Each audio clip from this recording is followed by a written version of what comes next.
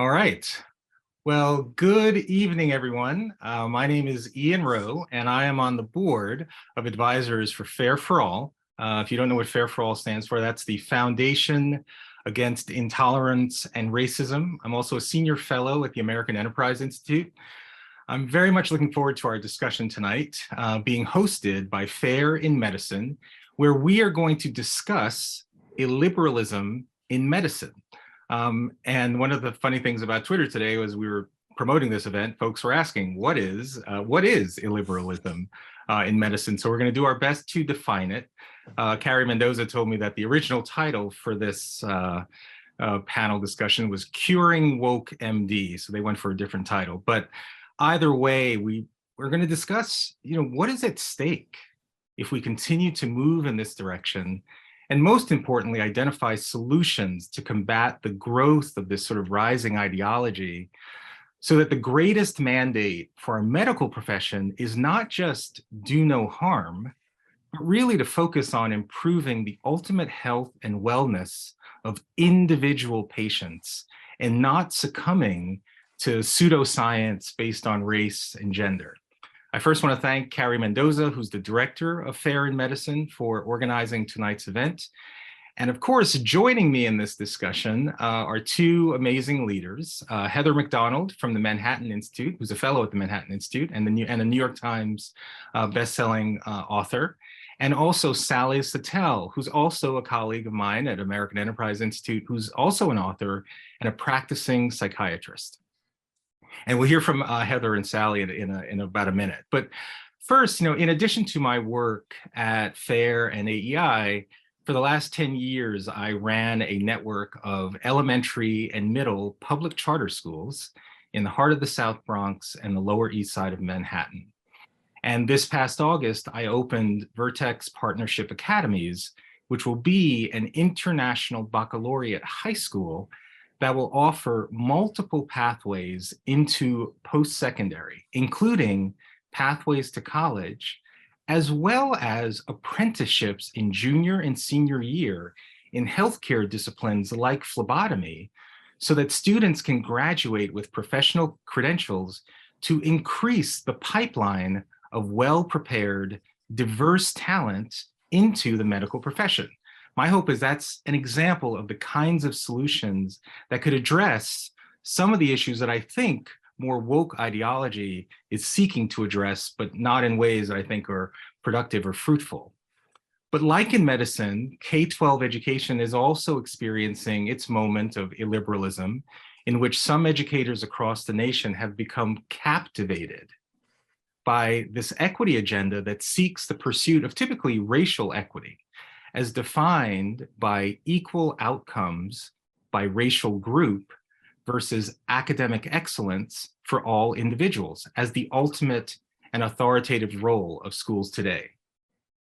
From suspending requirements to turn in homework on time, to removing test requirements to get into better high schools or for even high school graduation, to mandating race-based practices that are aligned with critical race theory, a lot of educators and politicians across the country are abandoning a focus on excellence in their schools in the name of racial equity.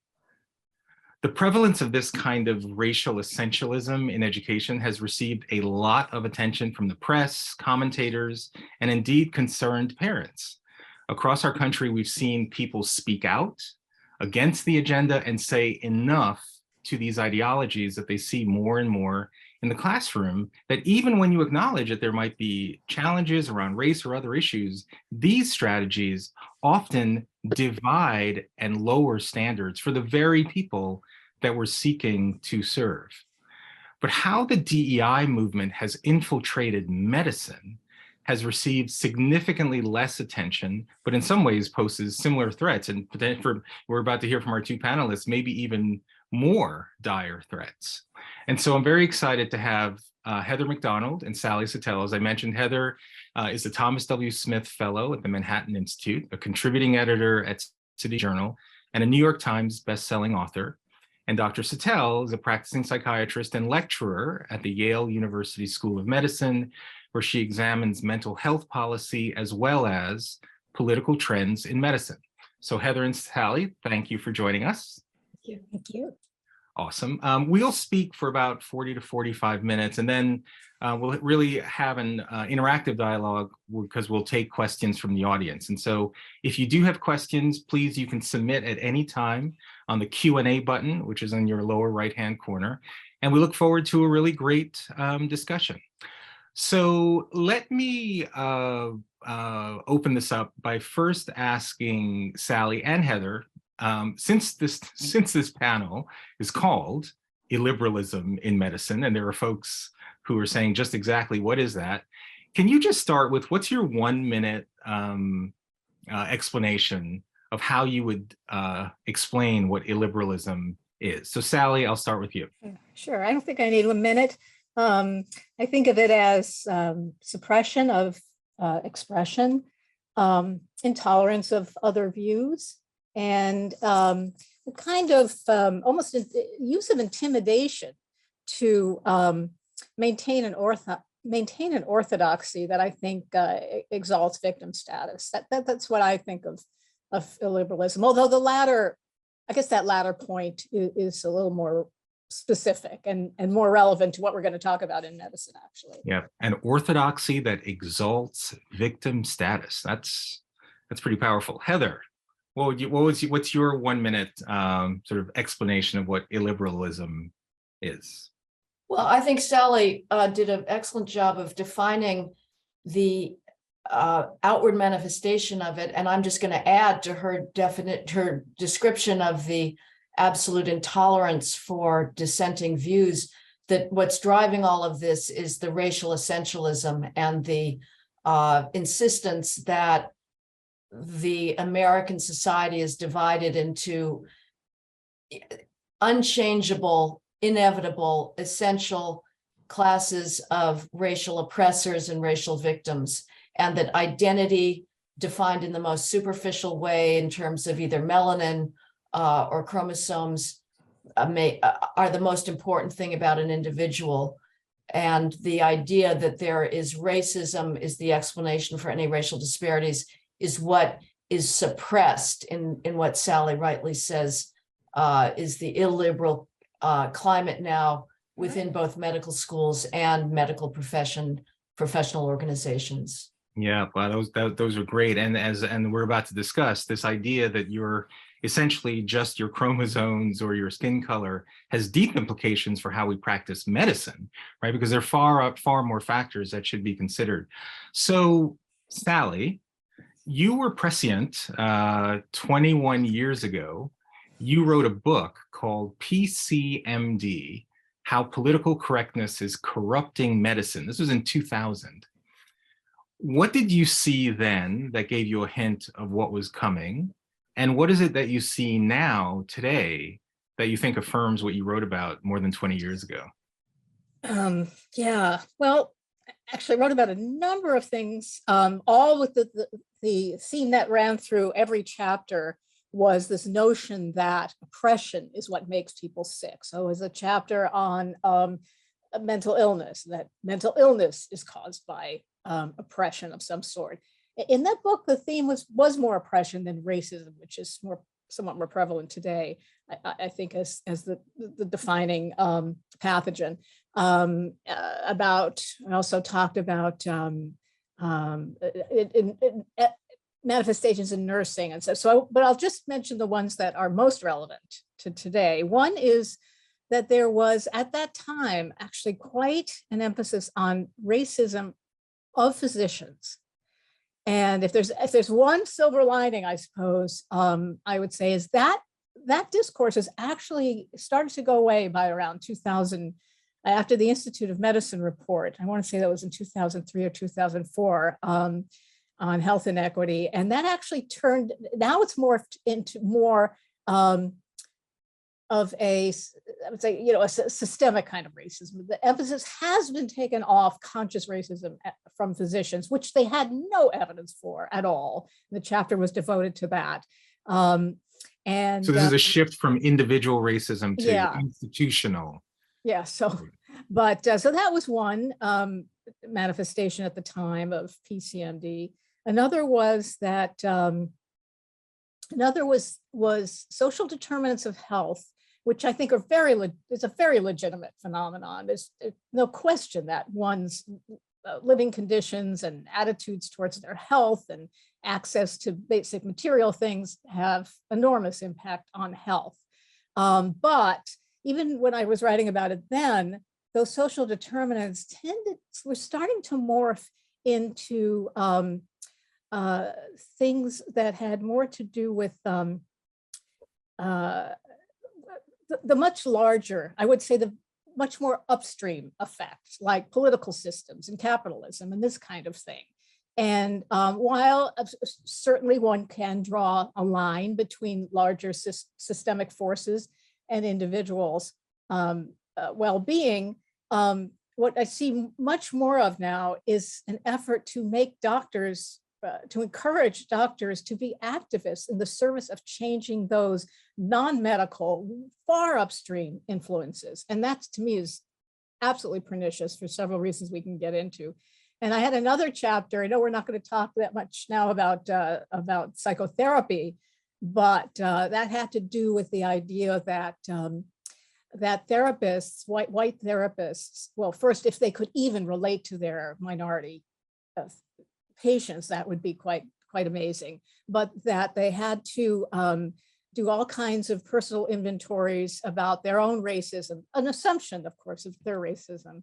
And I should say, as therapists, a good therapist is always surveilling themselves for all kinds of biases, and I mean bias in the most generic term, and all kinds of reactions to patients. You know, it can be a very intense environment, but this was the idea that there was almost a narrative that if you're a patient, a minority patient coming to me, that your problem is probably due largely or partially to the fact that you are a minority in this society. And everything I just said, you can just multiply by 1,000 because that's where we are today.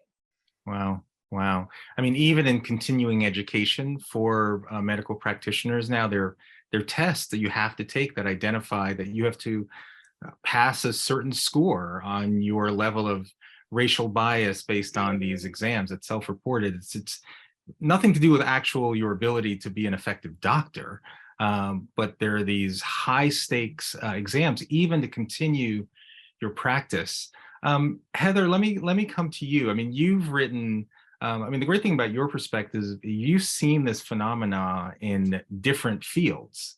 You wrote a absolutely blistering piece this August, The Corruption of Medicine, which I encourage everyone to read. But you also wrote The War on Cops back in 2016, and there you showed how these accusations of systemic racism had these negative effects on policing, and again, ultimately hurt the very people that we're claiming that we're looking to serve.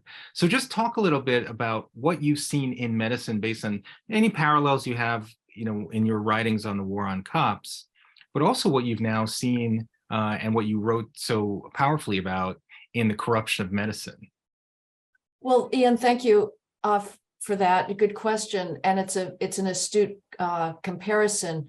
I would say what unites the terrible situation of criminal justice today and the medical education is the taboos around racial disparities in representation. What do I mean by that? If there's an institution that has either overrepresentation of Blacks or an underrepresentation of Blacks, that is assumed to be the product of racism. So in the criminal justice system, in policing, it is the case that Blacks are overrepresented among the arrestee population. They are overrepresented in the prison population. And in the case of medicine, you've got an underrepresentation problem when you look at doctors, people receiving the most prestigious grants from the National Institutes of Health or National Science Foundation on medical faculties in medical student bodies. It is true that Blacks are underrepresented in those institutions.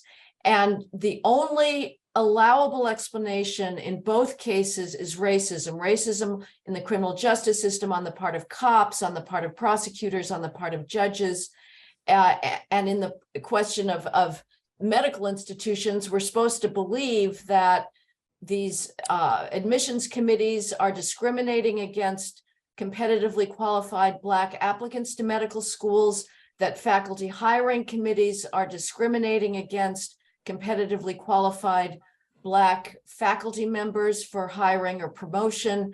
And in the case of grant awards, that NIH or NSF or CDC grant evaluators are discriminating against competitively qualified Black applicants. Well, I argue, based on empirical evidence, that that racism hypothesis is in both cases blind to the very real behavioral and cultural disparities that, in my view, are a far more powerful explanation for those ultimate disparities in outcomes. In the case of the criminal justice system, what you are not allowed to say at pain of being called a white supremacist is that Blacks commit crimes at much higher rates than whites. And I'm sorry, this is a very difficult topic to talk about. It makes people very uncomfortable, but the bodies don't lie. Let's start with the bodies. Blacks between the ages of 10 and 24 die of gun homicide at 25 times the rate of whites between the ages of 10 and 24. Let me repeat that. 25 times the rate they die of gun homicide. Why? Because they commit gun homicide at 25 times the rate. Those Black homicide victims are not being killed by the police. They're not being killed by whites.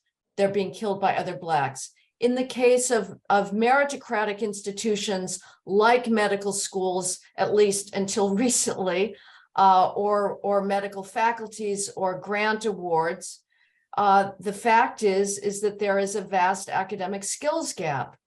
On the medical school admissions test, the standardized test for admissions, it's like the counterpart of the SAT, the MCATs, your average white applicant to medical school scores at the 71st percentile of the MCAT grades. And percentiles is very confusing, but if you're in the 71st percentile, it basically means you are better than 71% of all MCAT test takers. Blacks, by contrast, are at the 35th percentile, meaning they're worse than 65% of all other test takers.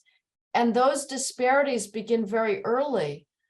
Your average Black 12th grader, as you know, Ian, in your efforts at improving our school system, the average Black 12th grader does not even score basic on math skills. The average Black 12th grader is below basic in his grasp of the most basic 12th grade math skills. Those disparities mean that it is ludicrous to expect that we're going to have 13% Black oncology faculty or Black oncology researchers or Alzheimer's researchers. The disparities are too great. But the other parallel, the final parallel, and I'll just be brief and end, between the criminal justice system and the medical establishment is now our reaction to those skills gap and behavior gap disparities is not to close the disparities, it's to tear down meritocratic behavioral standards. So in the criminal justice system, we're not policing, we're not prosecuting, we're not incarcerating, because doing so will have a disparate impact on Blacks. We've decided to unwind our criminal justice system. And in the case of medicine, we are deciding to unwind our meritocratic standards. And so medical schools admit Black students with MCAT so low that they would be virtually automatically disqualifying if presented by a white or Asian MCAT applicant.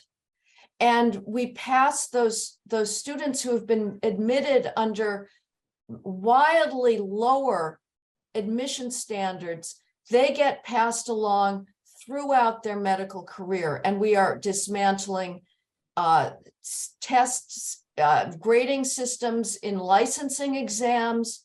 We're dismantling honor criteria for honor societies, all because of disparate impact. This is going to affect medical care.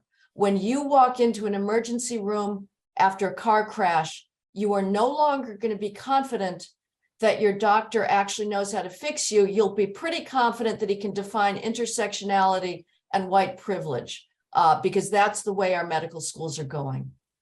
Wow, Heather, that is so sobering, and honestly, it's why I run schools. I mean, the high school that we just opened up in District 12 in the Bronx, of the little more than 2,000 students that started ninth grade in 2015, 4 years later, only 7% graduated from high school ready for college, Right. meaning that they started ninth grade and either dropped out, or they actually did earn their high school diploma, but still, to your point about basics, still could not do basic reading nor math Right. without remediation, even if they were to go to college. So, I testified in the House of Representatives a little while ago, and I said, why would we expect students come, and as you might imagine, in this particular school system, it's predominantly low income, almost all Black and Hispanic.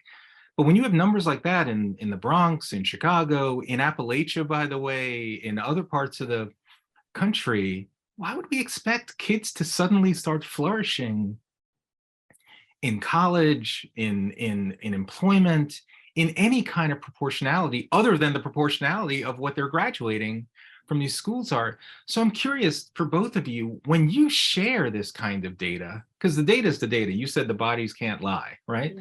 When you share this information, what's the response? Like how, what's the response that you get? Because we can't seem to overcome this challenge if we can't even agree on what the basic information is that we're developing our solutions and interventions.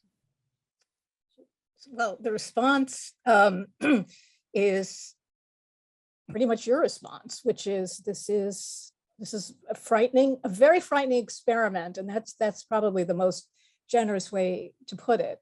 Much of that reaction will come from people within medicine, admittedly, people who tend to be more senior. There is an age gradient to the extent that the social justice agenda is accepted. But I still believe, and I wish, parenthetically, someone would do a survey on this, that most people, most physicians, most people in healthcare are really not pleased with lowered standards, with the kind of chilled environment that we see, where doctors now are really afraid to correct their students, their residents, and their interns, because at a moment's notice, something that's completely innocent becomes a microaggression. And I have heard many anecdotes of people retiring earlier, doctors retiring earlier, those who have discretion in how much teaching they do, deciding, well, thanks very much, I'll go to my lab, or I'll catch up on my journals. That's a big loss of expertise right there. And as we mentioned before, a chilled atmosphere for deep and nuanced discussions about what can be causing some of our problems. Just one example, a colleague of mine was talking about increased suicide in Black males. It's still lower than whites, but it's gone up tremendously. And the only allowable explanations for this phenomenon were police brutality or, racism, not the fact that so many of these kids will live in environments where they're pressured to join gangs, where they're bullied in school, or where they just live in such dangerous environments, or know someone who's gotten killed. I don't really know how you would rank order the impact of those, but if you're generating hypotheses, you want to be open to all of them. And I guess I'll just sum up by saying that this isn't just, it's both bottom up and it's top down, because the AMA and the AAMC, the AMSC is the American Association of American Medical Colleges. Yeah. And they, between the two of them, they've put out about four reports within the last 2 years. And frankly, one is more chilling than the next. And allow me to just give you an example, folks, an example. The AMA released a strategic plan in 2021, and urged doctors, and I'm quoting here, to push upstream to address all determinants of health and the root causes of inequity. dismantle structural racism and intersecting systems of oppression. Maybe that's not such a bad agenda for someone, but it's not what doctors are expert in. It's not what we do. We treat people, we diagnose them as individuals. We hardly have enough time to spend with patients as it is. This is siphoning our siphoning our time. It's really an abuse of our authority in society. People do respect doctors, and to pronounce on topics that we don't know about, because these are very complicated. Politicians still debate, how to fix some of these, again, upstream, larger societal problems, is a surefire way to lose, I think, to lose the trust of the public, to think that my doctor is more involved. And I could go on, but the AMA has its version of it. The licensing, the liaison committee on medical education. Anyway, the point is that it's very much insinuated into the infrastructure of the profession. No, I understand. And when you talk about experienced doctors just exiting, or people who, I guess you're saying for fear of confronting these ideas, it's better for them just to leave the profession altogether. I mean, Heather, you have been on the front lines. And again, when you articulate these numbers, what's at stake when, and you've shared a little bit of it, but what's at stake when, people who are genuinely interested in these issues are just literally just ignoring sort of the concrete reality that you're articulating? And what strategies have you found are useful in trying to create some kind of connection point? I wish I'd found those. You presume something that doesn't exist, Ian. Sally answered it with sort of the sub rosa response of how do people respond when confronted with these massive cultural behavioral gaps. And she sort of said the whispered response. I will give you the official response, which is utter denial. It's just extraordinary. I mean, the responses to the Black crime numbers are astonishing. Just denying that these bodies are dead, that there must be all these white bodies that are dying of homicide, drive-by shootings that are being hidden. No, there's not. If there were whites being gunned down in drive-by shootings at the rate of Blacks, where there'd be a national revolution. It's all we'd be talking about. I just scoff at the idea that the Democrats and the media care about Black Lives Mattering, because they refuse to talk about Black crime. And if you confront them with the data, they will just absolutely turn their eyes away or claim that it's bogus data when it is not. This is the CDC, it's the federal government, regardless of who's in power. As far as the medical schools and the massive test score gaps, the performance gaps within medical school, it's the usual dodge, which is that, well, it's all because of racism. Well, okay, maybe so. Let's even posit, I disagree with this explanation, but for the sake of argument, let's say, okay, we'll give you that the reason that Blacks have such massive academic skills gap is because of ongoing racism. That doesn't answer the question of what do you do now about it. Is the right response to the academic skills gap to lower standards down the line, which is what you referred to, Ian, which is the subsequent professional organizations? Is the response to that to admit students who are not competitively qualified for that particular institution, because what's going to happen is they will struggle. So the response is complete denial. As far as, what are the consequences? I just want to sort of back up Sally and give a sense of how obsessive this is. It has become an almost psychotic behavior on the part of every single scientific STEM medicine organization on a daily basis. These are just things I've gotten in the last 2 weeks from various sources. The NIH is sending out a notice for applicants for its NCI Cancer Moonshot Scholars Diversity Program. In other words, this is supposed to be about solving cancer, but in fact, these grants are all about diversifying the oncology labs, which is irrelevant to solving cancer. The same day, the Department of HHS, the massive bureaucracy of social services in the federal government, they have they're sending out grants for proposals, send us in proposals, leading equity and diversity in the medical scientist training program. We have Nature magazine from November 25th, 2022, a whole section on decolonizing science, solving structural racism problems in health, what will require to do that. Another Nature, 1 December 2021, anti-racism efforts in the biosciences, starts out with science is steeped in injustice and exploitation. These are scientists impugning what has been the greatest triumph of Western civilization, which is science, which is objective, enlightenment-based, a universal language that anybody can speak, regardless of his race and sex, and it is coming out on a daily basis. You have the guardians of this profession who are turning their backs on what made it great and are propagating an utterly phony narrative about systemic, and I disagree somewhat with Sally. I wish the emphasis had gone completely off of individual racism to systemic racism. It has not, because scientists are still being trotted off, and medical professors and oncologists and neurology researchers are still being trotted off to anti-racism training, which is another time suck away from curing cancer, curing Alzheimer's, on the assumption that they harbor implicit biases, which is explaining again why they're not 13% Blacks on medical school faculties. Yep.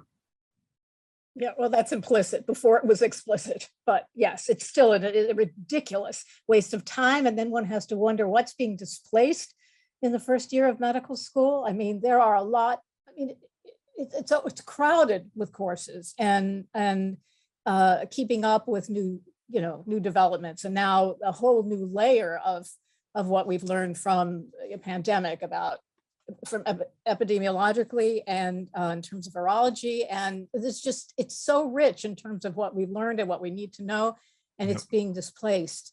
So that's a huge problem, well, and at the level of admissions. Oh, Heather, were you going to say something? Well, 50% of the top medical schools now have required courses in anti-racism and white privilege theory. And yes, you're absolutely right. It is all zero sum. Every moment that a medical student or a doctor is spending poring over some fallacious Ibrahim Kendi or Robin DiAngelo tome on white privilege is an hour not spent learning how to put somebody's body back together after a car crash, or put their heart back together after a near fatal heart attack. Yeah, go ahead, Sally. Oh, I was just going to say, I mean, all these manifestations. I mean, there's the kind of the research realm and the clinical realm, and clearly they have much to do with each other, but we can also talk about them as two domains.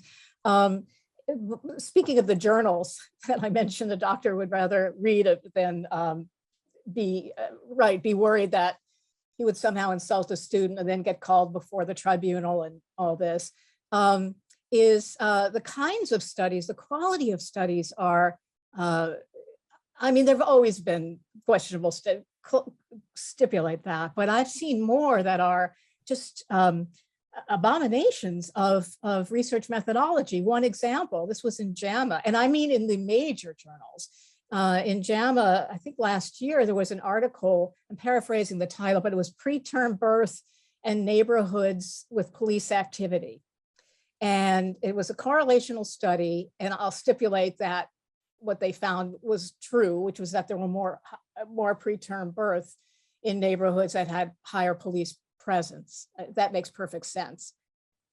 But that's a correlation, for heaven's sakes. Right. And that was put forth, of course, as a causal relationship between the police and the stress they impose, their presence imposes on communities.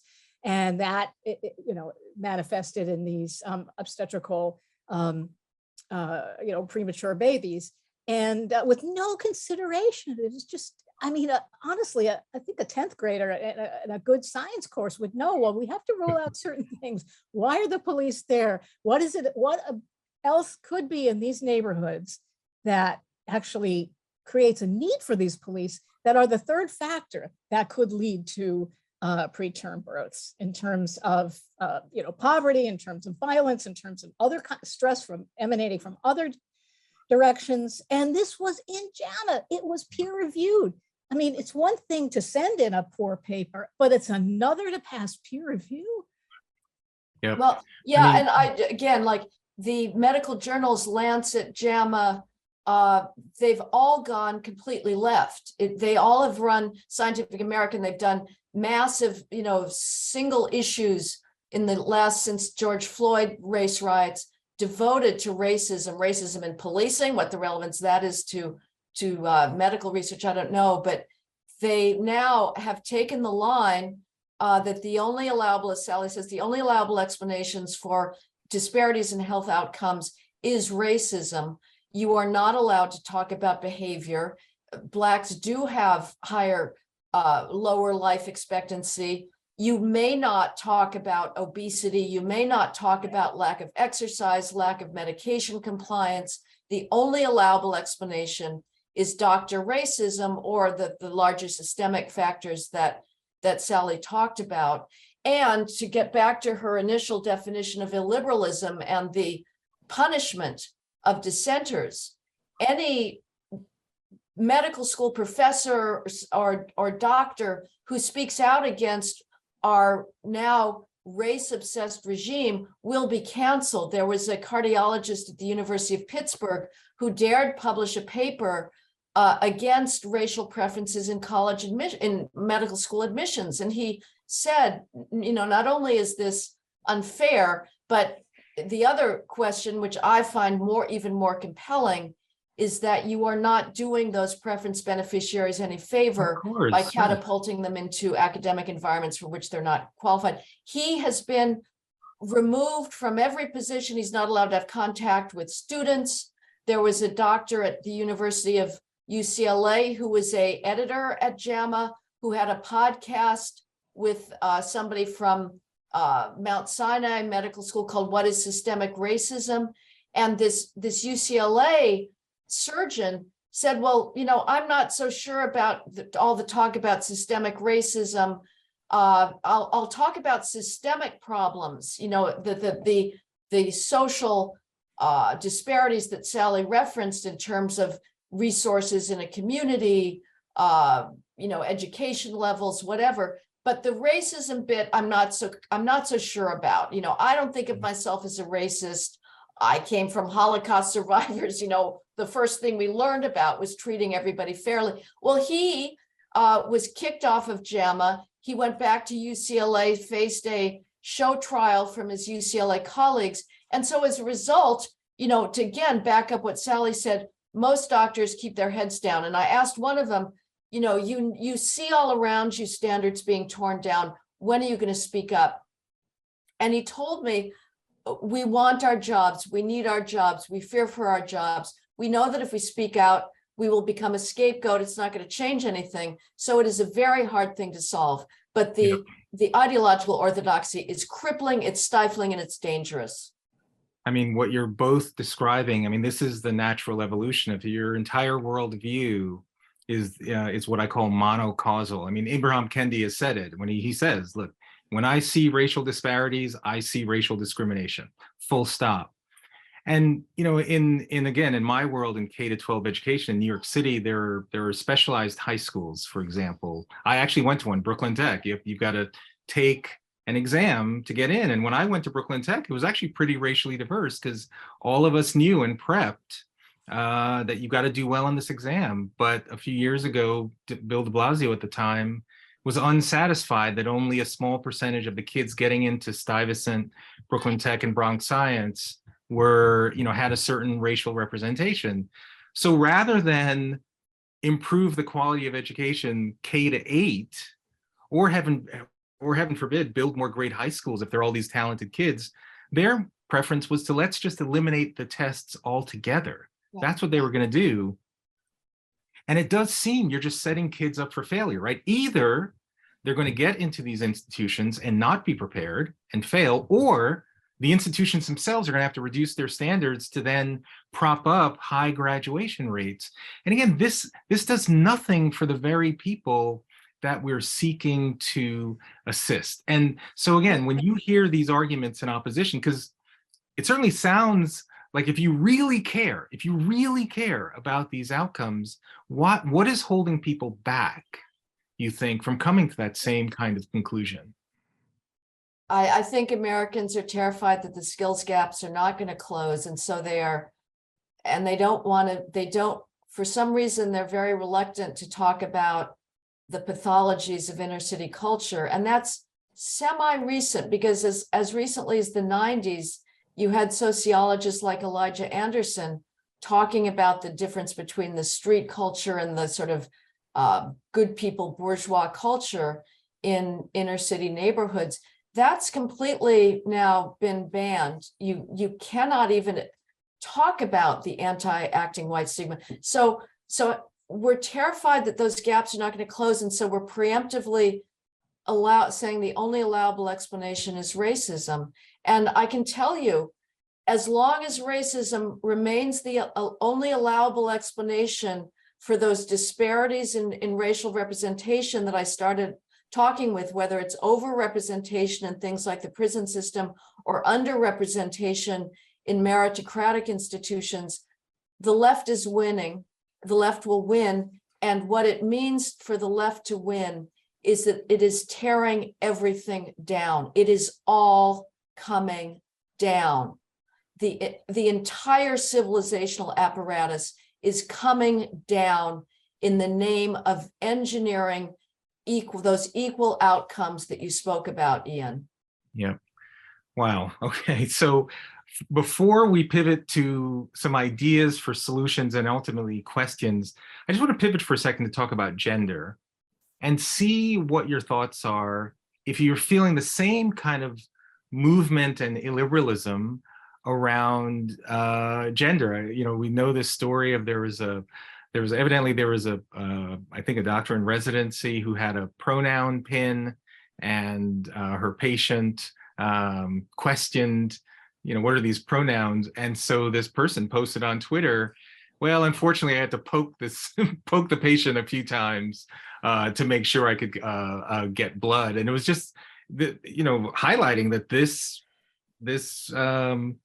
resident was indignant for that attitude, and felt in some ways that the patient needed to be reminded that they were not espousing the right idea around gender identity. What's most, to me, what is most outrageous about the fact that this person posted it, it's a little ambiguous, the email, but it could easily be read as it was kind of in retribution for this person's tone deaf, is that someone could feel they could post that.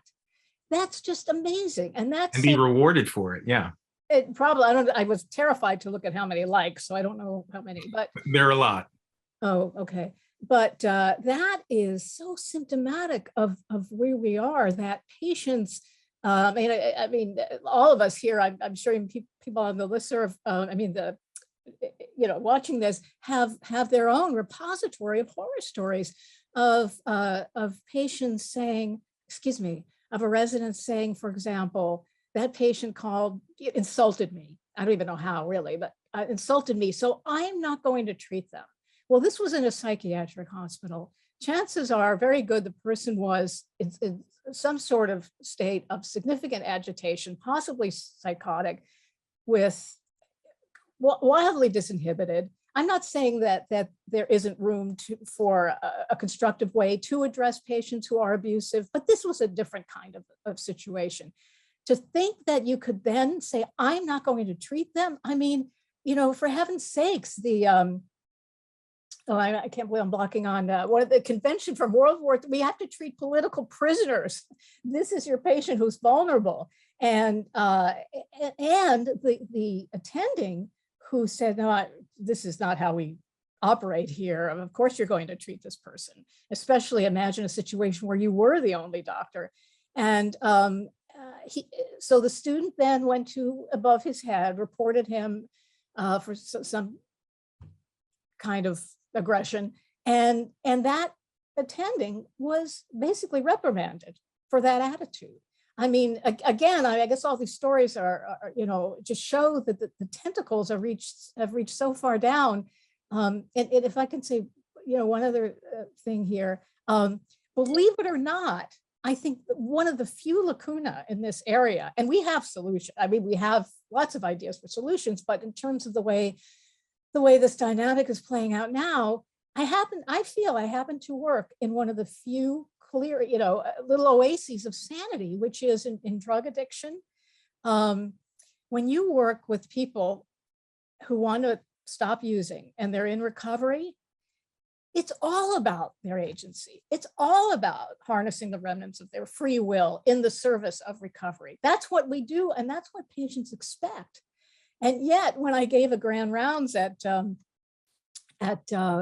large, prestigious medical school, and I talked about, among other things, but I talked about treatment for addiction, and I mentioned the dimensions of agency, even in the course of addiction, let alone, because I happen to believe, I very much subscribe to a model of self-medication, that people really are. This is an initially effective, ultimately destructive way to cope with various problems.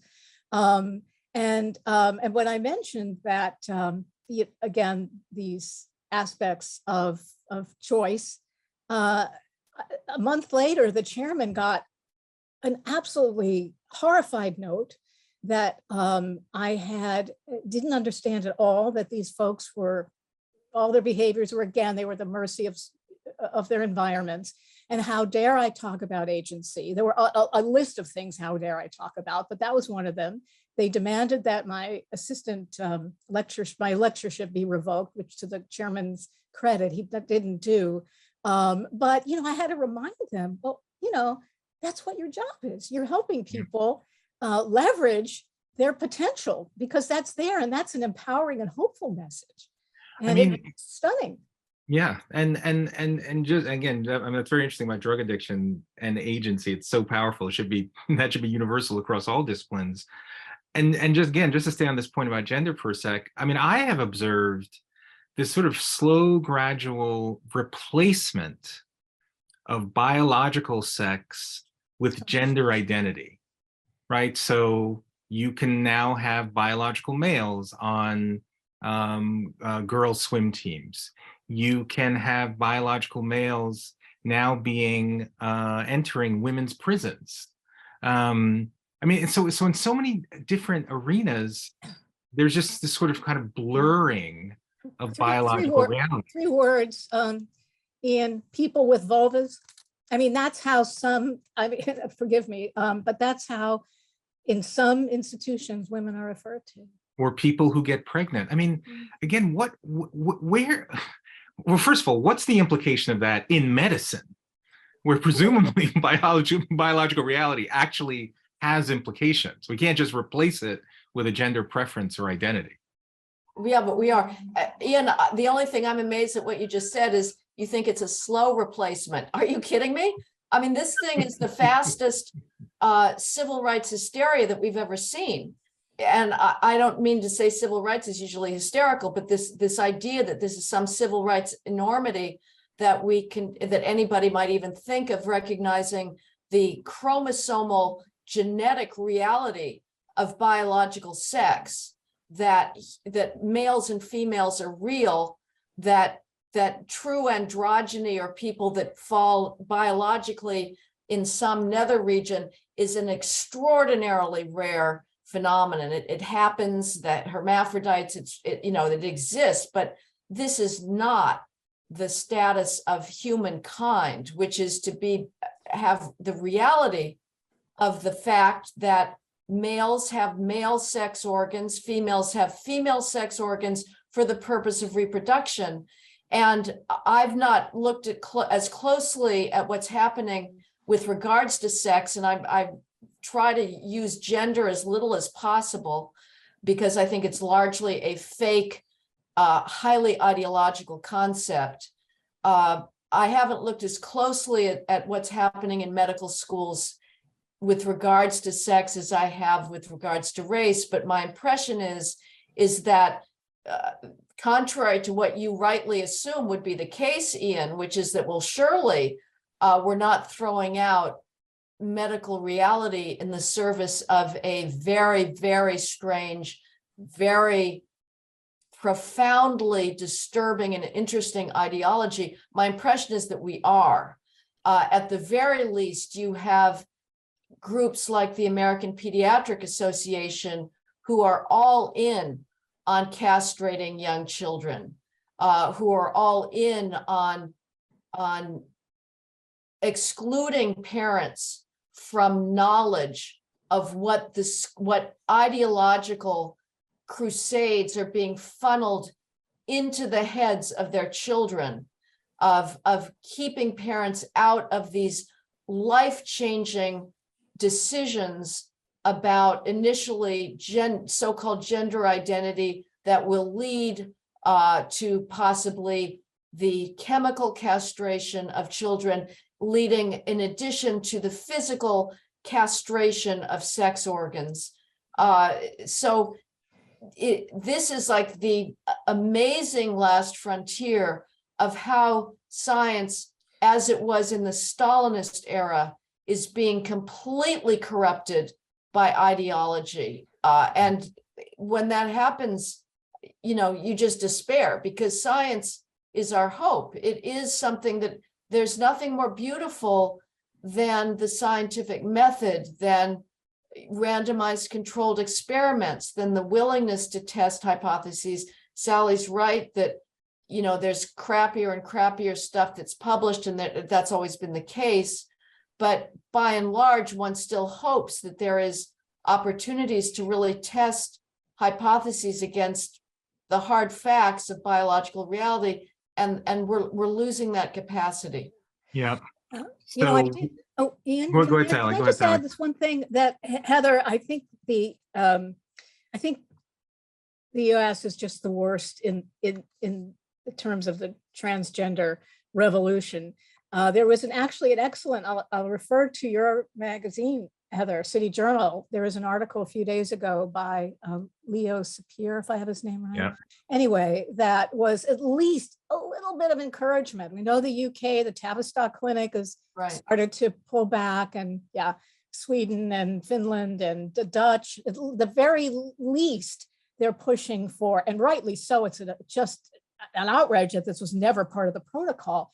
Really, really intensive evaluation of these kids beforehand. Yeah. I'm not saying, and I'm not sure Heather is, but that this is never going to be something we should do. But for heaven's sakes, we should understand it and understand the patient so much better than we are. So there's a little movement overseas, which is encouraging, and the World Warpath. Now I'm blanking on what the acronym stands for, but it's the International Society. Well, we're shortly going to go to many of the questions that have come in from the audience, but I'd love for each of you just spend a couple of minutes on interventions and solutions. Again, in K-12 education, we're definitely seeing pushback. People are starting to use the courts. There was a superintendent in Evanston, Illinois during COVID. He basically said that when kids were returning to school, he was going to let kids of color come for in-person instruction, but white kids basically stayed at home. And now there's a case that's probably going to end up in a demonstration of a violation of the Civil Rights Act. On the gender issue, even in high-profile cases where that at University of Pennsylvania, the Swimming Commission has now determined that there are much bigger challenges now if a biological male were to, and in fact, they may have banned it altogether. But so there is pushback happening, and people are using the courts in education. Certainly even parents are mobilizing to join school boards, to influence policy within their localities.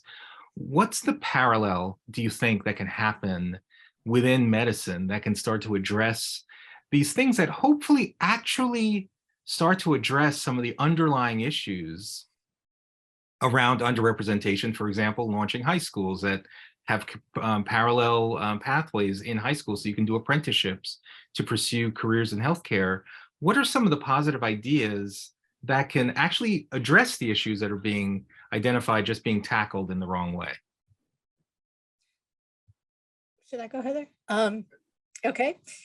Well, some are already, excuse me, some of them are just happening every day, and they're excellent, just excellent programs that are basically forms of outreach in barbershops, pardon me, and I'm thinking of African-American community here, but more mobile kinds of mobile clinics, more better integration within a healthcare system about someone has, a problem with cancer and the oncology service. Just much more streamlined work with integrating the social services, because there are real social determinants, which is, I can't get here. The bus that I usually take is in a bad neighborhood. Go on, and I don't have reliable electricity in my house, so I can't store my insulin. I mean, go on, and those are important.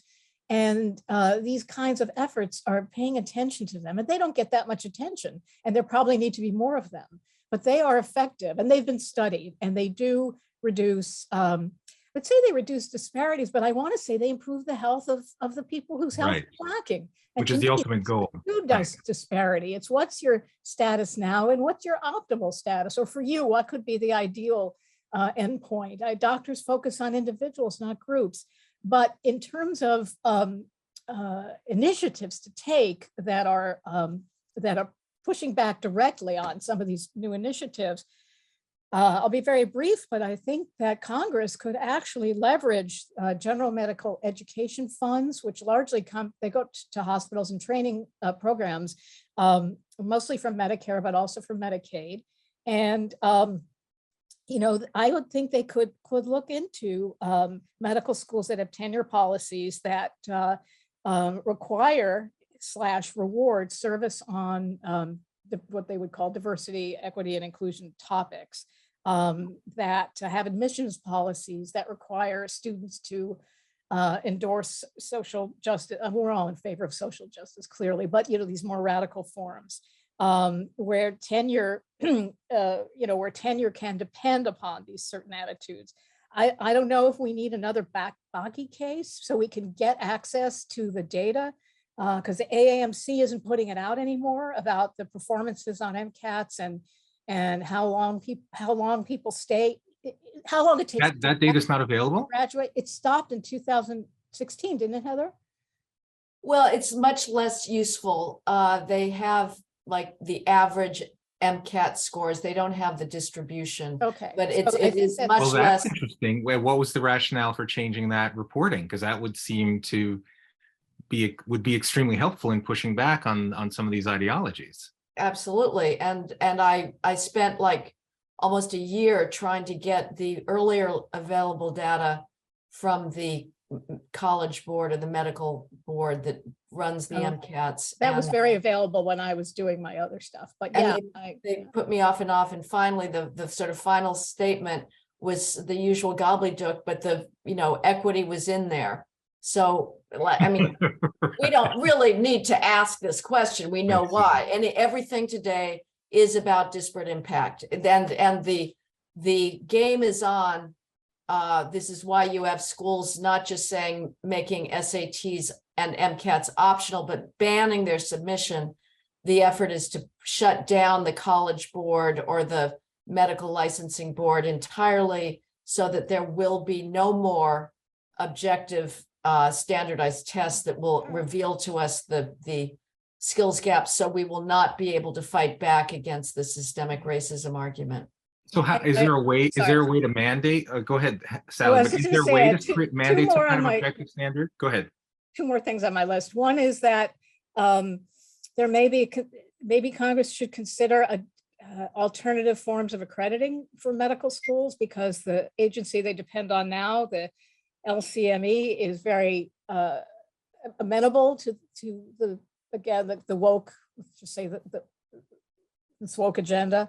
And another that is more specialized, but seemed to me could be done very quickly, which is that the National Institutes of Health just has to be forced to make databases, genetic databases available. They've started to restrict access to medical researchers and biological researchers to databases that have IQ data, even though many of these researchers have no interest in the IQ aspect of it, but they need access to other variables that are in these databases, and they won't let them have it. So, and then there's a group called Do No Harm, which is also taking any kind of litigation effort it can. One is against Medicaid for offering to pay doctors more money for creating an equity plan for their patients. I honestly don't even know what equity means through the lens of an individual, since it's a relative concept, but in any case. So thank you. Yeah. Well, first of all, I actually do disagree with social justice, Sally. I think it's in the most broad, generous sense of the word. No, it's a phrase. No, it's a phrase that is nothing but bad news.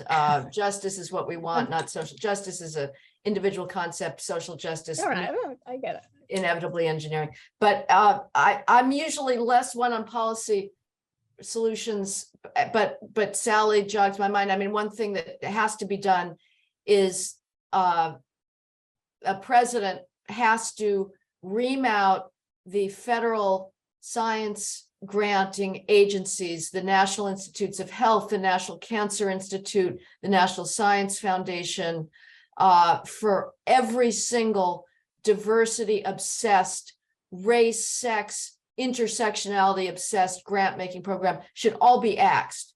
The amount of taxpayer dollars that have been wasted supporting indigenous Native American math circles as a way of closing the achievement gap, or saying, oh, well, here's what medical labs, if you're an oncology lab, you should take into account whether somebody is on WIC, the Women's Infant Children Welfare Program, or is homeless, or has been in foster care.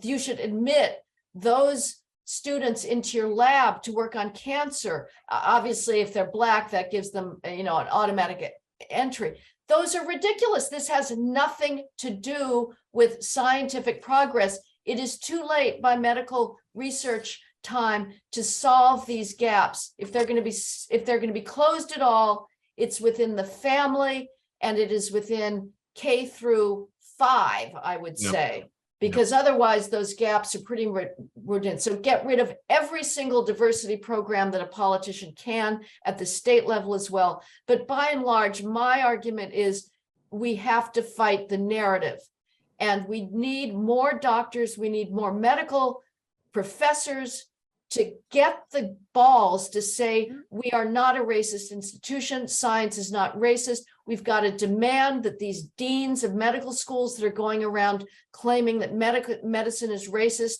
give me examples of professors who have discriminated against competitively qualified so-called underrepresented minority candidates. It has not happened in 40 years, I can promise you. The fact is that if you are now Black or Hispanic applying for a medical school teaching position, you are going to be catapulted ahead of every white and Asian applicant, no matter what your qualifications are. So at some point, this has got to be a question of the culture fighting back against the narrative. The lawsuits are fine, but they are piecemeal. And as long as we're fighting against this narrative that nobody is willing to push back against, they will continue to win.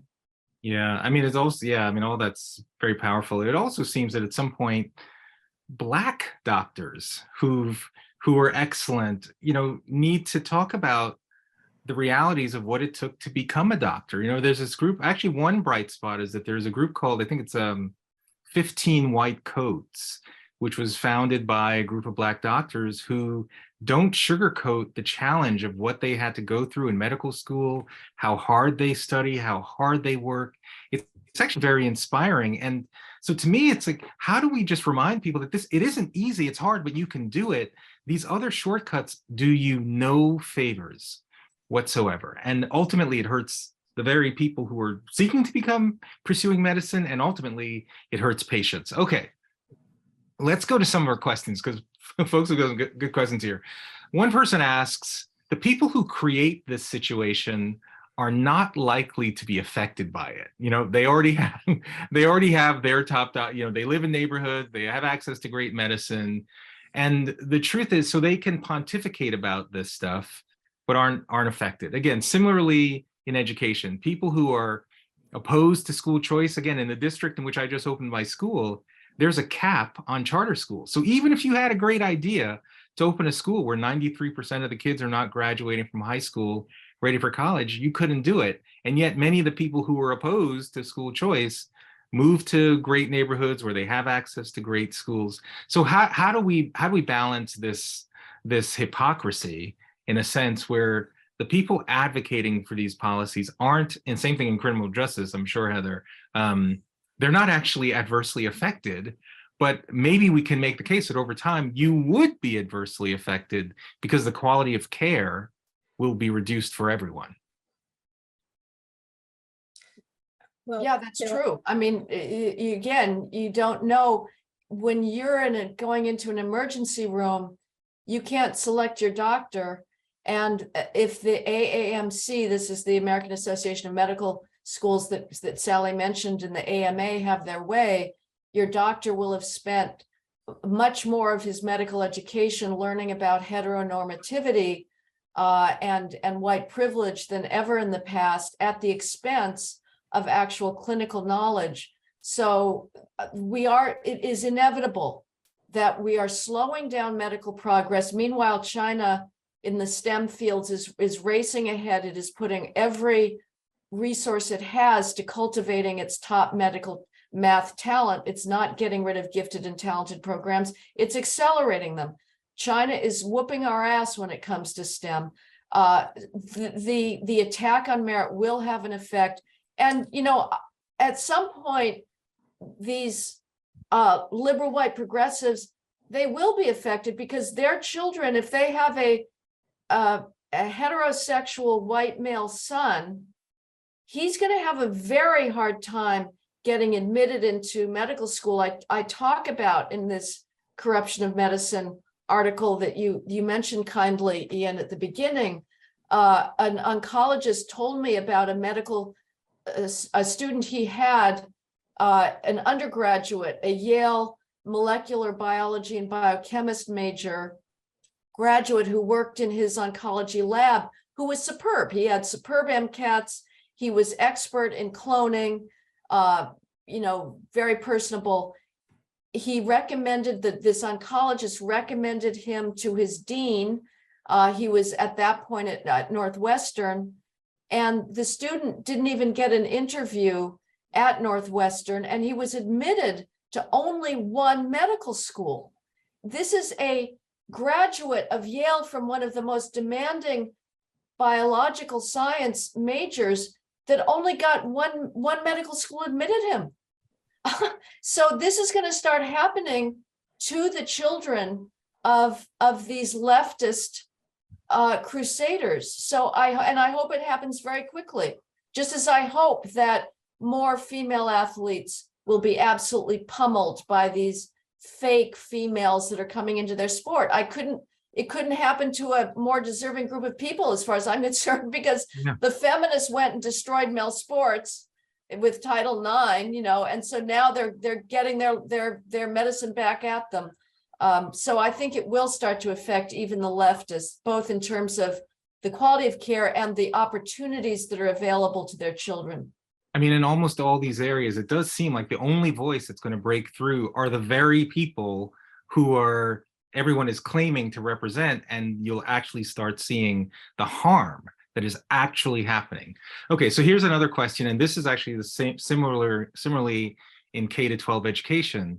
but there's a narrative that Black people need a doctor that, quote, looks like them, unquote.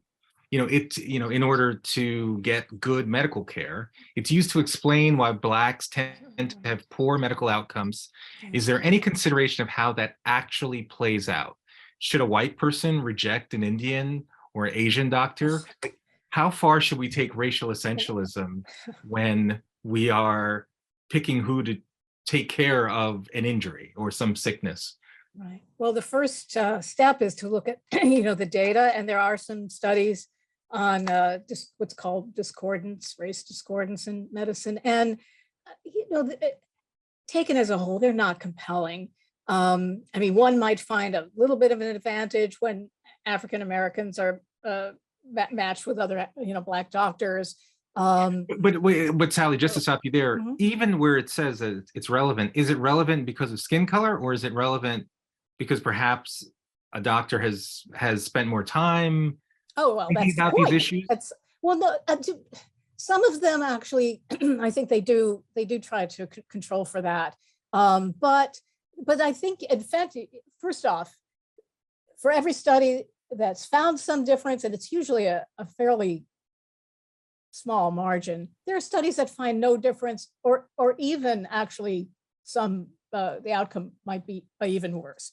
So Yep. that's really not compelling. But when you surveys of what people want in their doctor is someone who spends time with me, that, when you're given a list of criteria, what do you value in a doctor? It's someone who spends time with me. And I personally think that someone who spends time with you in private rooms in hospitals would probably make an enormous impact. But doctors don't have time. And that's a separate problem, and there's a burnout problem because of that too. But those data are not compelling, and the person who asked that question, though, is right that it's being used as justification. And if you really want to be devious, you could say, well, so you're saying that African American patients deserve doctors who are less qualified? If you take this to its natural Yep. extent, which is that unfortunately we are, there is a lowering of standards. There's no question about it. So only in psychiatry, I'm sympathetic for that in psychiatry or mental health, where people, and especially if they're private pay in that arena, they could feel they could relate better to another doctor. But, you could imagine a person getting enormous benefit from working in a discordant kind of, that could open up a whole nother universe of relatedness that they never even imagined. Well, I would also say, if the medical profession keeps pumping out this narrative that white doctors are racist, and that medicine is racist, and that science is racist, and how many times are we going to hear about the Tuskegee experiment, which has been mischaracterized, but is at this point completely irrelevant to medical practice today, you are breeding in Blacks a distrust of medicine, of the medical profession, that is going to not help the fact that there is lesser compliance with medication instructions, with prenatal care, with postnatal care.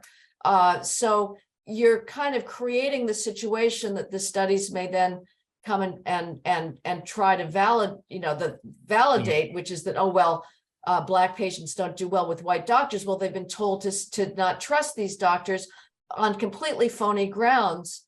But I had a white oncologist tell me that he was treating a Black patient in Philadelphia who said, if my cancer gets really bad, I want to get me a nice Jewish doctor. So I think there's a lot of patients who just, say, no, I'm going to go for the stereotypical best doctor, and I really don't care about the race. But yes, you're absolutely right, Sally, that, implicitly, if we know that there are these skills gaps, are we saying that there should be, lesser treatment on the basis of skin color? Yeah. So, Heather, you've written about this, but one of the questioners says many hospitals and academic departments have directors of diversity, equity, and inclusion. And it's highly unlikely that these positions are going to be going away, right? So if we have to live with these infrastructures and these bloated departments that you've written about, what should they focus on? How actually could this group of people actually be helpful? Or do we just have to fight for their eradication? Yeah, no, I'm sorry. I'm like trying to struggle in my little brain cell here. Like, how could these possibly turn to good? And that it strikes me as so counterfactual a proposition. So that obviously my first position is no, fight them, because they are based on a phony premise, which is that white and Asian doctors left to their own devices are going to discriminate in hiring, in their teaching, in their treatment of patients, and that they need correction. That is the essence of these phony bureaucracies that exist in medical schools, in hospitals, and obviously everywhere in universities and colleges at an undergraduate and graduate level. I guess if I were forced to come up with something, Jesus, what would it be? I guess turn it on itself. Like, if you see discrimination against white and Asian applicants, please report it. Make sure that we are being colorblind. Now, I'm obviously, Ian, as you well know, anybody who uses the phrase colorblind now, or, I don't see color, I see person, is asking to be called a racist. So it would be very hard to fight these organizations in the name of colorblindness, because that will discredit the fighter from day one. So I would just say that the better solution is to fight the premise, which is that racism, that's rather science and medicine are racist enterprises. There was an interesting case a couple of years ago at Princeton University. This is in the Trump administration. They made so many claims of systemic racism being at the core of Princeton that the Federal Department of Education said, okay, well then we're going to investigate you to pull your federal funding. It's actually a brilliant. I doubt the current administration would issue that same kind of investigation, but it's fascinating. You can't make these claims on one hand and then expect to get federal funding that you're literally banned from if you violate those rules. Okay, someone's writing, they're a physician. What would you say to a physician who's facing a DEI committee in their organization, that's pushing a woke agenda, that's considering implicit bias testing, employing non-meritocratic hiring processes, and using time for non-medicine related topics? What does that person do? How does that person thrive? It's a serious question, because we don't want them to leave, right? So Sally, why don't you take it first? Like, what's the advice to that? Well, I almost have two layers of advice. One is, if this person is bold, and believe me, I understand, I never fault someone for having to protect their job, but that they should speak out against that, as almost as a way to elicit some sort of effort at cancellation or retribution in some way, then call fire, then get the Foundation for Individual Rights and Expression involved, then exposed, then people hear about it. I mean, one of the biggest things working against us, people trying to cure wokeism in medicine, is that nobody really knows about it. It's still kind of hidden. When there were CRT being taught in high schools, that got parents' attention. Here, it's just not something people know about. And by the way, we had COVID and visibility into homes, right? That's really what parents could see it firsthand. Exactly. And the public health, now, unlike what's going on in medicine, which admittedly is very complicated, and I think a lot of people almost wouldn't believe it, but they did see firsthand efforts to inject racial preferences into how we managed COVID in terms of vaccine distribution. And initially there was discussion, it never needed to to be realized because we didn't need ventilators as much as we thought we would. But, some serious discussion about priorities, not based on, classic traditional medical metrics over how much a person might benefit and what their prognosis is, which is one of the classic things one looks at when there are scarce resources that have to be distributed. Race is not one of them, but that came up with the monoclonal antibodies and the vaccines and maybe initially ventilators, and people went nuts. And the CDC did not proceed with its what its vaccine committee had advisory committee had it recommended to them, which was to prioritize African American and so on. There was pushback because that was public health and that was much more visible. Right, and it's also a violation of the Civil Rights Act, probably. Oh well, and there's that. There's that. And Heather is completely right that doctors have to speak up, but we have to do it. Very few people, and I get it, are willing to just stick their head out there. But even though I've written a book called Agency, the most important word, it seems, is courage. Courage to confront a lot of these ideologies. By the way, Carrie Mendoza just texted me saying that FAIR in medicine, if you're a physician in this position where you're seeing these practices and you want to speak up, you can contact FAIR in medicine and they might be able to help you. So for anyone who's, know that there are actually organizations, several, again, in public education, organizations like Parents Defending Education, Moms for Liberty are entities that are now helping individual parents fight some of these ideologies in K-12 education. In medicine, FAIR in medicine is at least one organization that you can reach out to get assistance. Who's doing this well? Someone asks a question, is there any medical school that you would say is holding the line on standards of admission, is holding the line on training and development?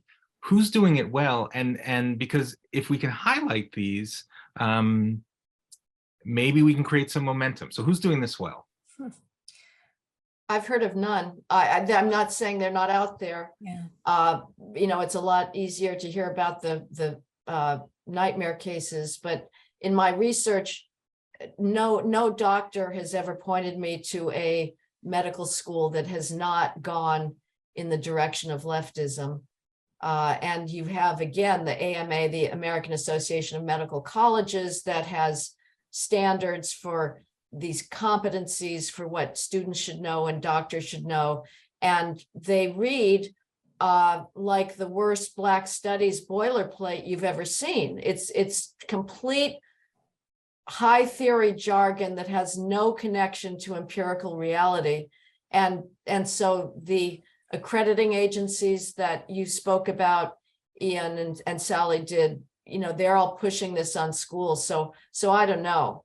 And as far as, again, like what that individual doctor can do, I've got a book coming out on disparate impact. And at the end, I had to come up with like some positive suggestions, which I hate doing. It's a lot easier to be a critic. We have to, Heather. We have to. I know. Everybody wants answers. And I just they want hope. And I have no hope, but I'll pretend that I do.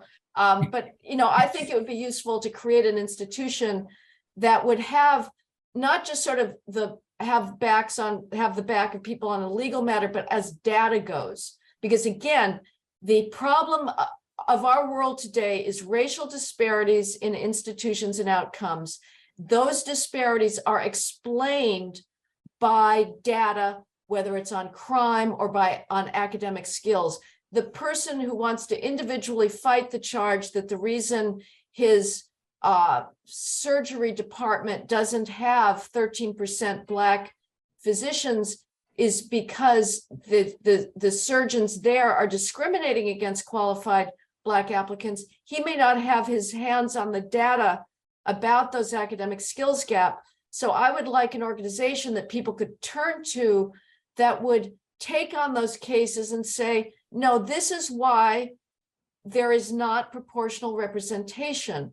But at the very least, again, if a doctor has a scintilla of courage, he should ask his institution, please give me examples of competitively qualified Black student applicants or Black faculty who were not considered, not given, not admitted, or not hired and promoted because of racism. Show me one example, and I can guarantee you they will not be able to come up with even one. Wow. Color Us United is identified by one of the audience members as currently taking on the issue and will be exposing how diversity is undermining medical standards. That's Kenny Zhu. Another person says the Catholic University of America is holding the line in nursing. So maybe there are a few bright spots out there. Another question, can you explain why people who are arguably the best at using reason and logic in their work, i.e. scientists and doctors, succumb to the nonsense coming from intellectual lightweights like Kendi and D'Angelo? Why is, yeah, why? It's the question of our time. There's never been a civilization this self-canceling. I've now taken the position that I'm not going to talk about reparations. I'm not going to talk about land acknowledgements. I'm not going to talk about apologies until we see other cultures adopting the same stance. Only the West is going around beating its chest and saying how awful we are. When I start seeing, Nigerians give apologies or reparations for their participation, full-throated participation in the slave trade, then I'll consider, tearing down Western civilization because of that. But this is a one-sided activity. Only the West is going around saying that to be white is inherently evil. That was our demographic past. It was inevitable that our institutions were white, just as it was inevitable that Chinese institutions are Chinese and African institutions are African. I would never deny that America's history was absolutely appalling, that it was one hypocrisy after another, that it was one gratuitous cruelty meted out against Blacks, gratuitous humiliation up until very recently. That is not sufficiently accounted for in conservative discourse. But right now, that is not the reality. The reality is the opposite. The reality today is Black privilege, not white privilege. And it is long past time to stop apologizing for it. What this sickness is on the part of Western civilization to constantly throw aside the evidence and reason in favor of this phony narrative. It's a total mystery, but it has got to stop. All right. Well, Heather and Sal, we are almost near the end. I want to give you both a chance to just make a closing comment. But I have to ask this final question. This comes from someone who says that they are actually a CDC employee and recent medical residency graduate. Since Dr. Walensky's, the head of CDC announcement of, quote, racism as a public health issue, end quote, CDC has implemented institution-wide policies anchoring health equity as a foundational axis of research grounded in intersectionality and anti-racism, and is emphasizing, quote, actionable research, end quote, which is defined as research supporting the ideological policies against, concepts such as systemic racism. This person fears for the quality of science and the public's trust in public health, strong left-leaning bias in medical institutions. So this person's asking, what can be done, do you think, to increase conservative / non-liberal representation voices in medicine and public health institutions? Again, people are out there, ideas on how to attract a new population. And if you take that question and also any closing comments that you'd like to share, and either one of you can start. Well, I think you have to find that one medical school that is the exception. No, it's that question is a depressing one because, excuse me, we know there was an excellent study from Stanford. I can find it for someone who's interested, showing how the new generation, how left-leaning the new generation of people in medical schools are. And I mean, if folks are really interested in helping. I'm not even going to talk about reducing disparities. I'm not even sure. I know this is a provocative thing to say, that that's a primary agenda item. If you want to improve the health of people who are vulnerable, go work in some small rural places. But no, I mean, mostly these folks, this was part of this Stanford study, are they're all on the coasts.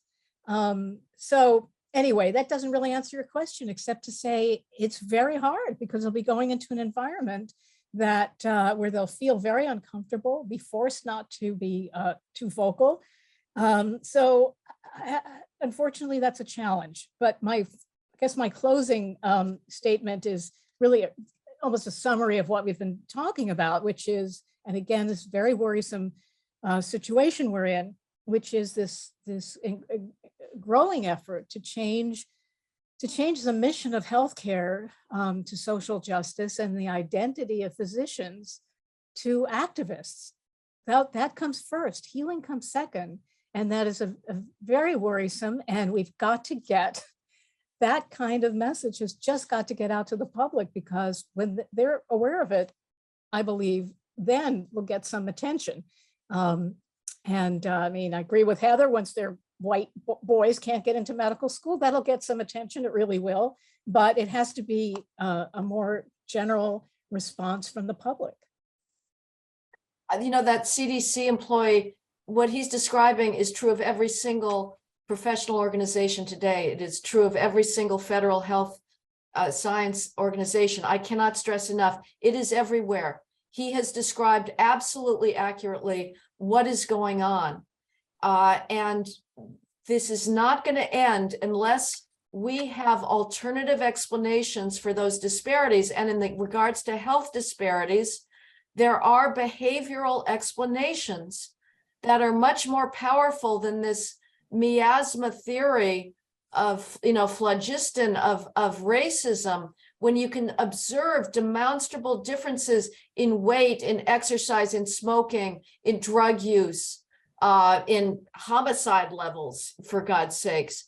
You know, that gets you much closer to explaining why we still have those ongoing disparities. And Sally's right, there's also, you know, community-based neighborhood ones, challenges to getting to doctor's appointments that should be looked at to make sure that people have equal opportunities.